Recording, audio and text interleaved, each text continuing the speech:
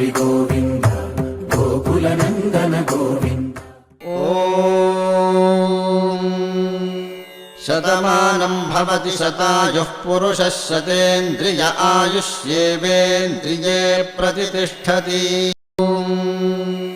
शतमानं भवति शतायुः पुरुषः शतेन्द्रिय आयुष्येवेन्द्रिये प्रतिष्ठति।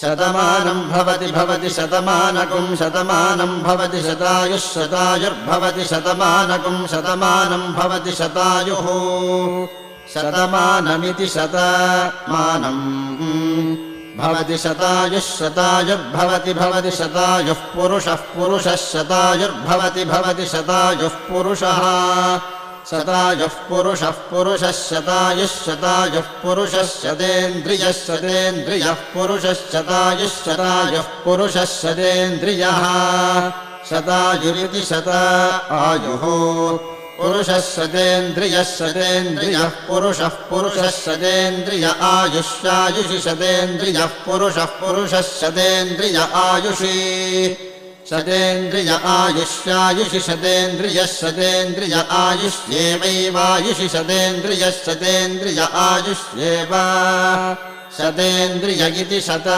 इन्द्रियः आयुष्येवैवायुष्यायुष्येवेन्द्रिय इन्द्रिय एवायुष्यायुष्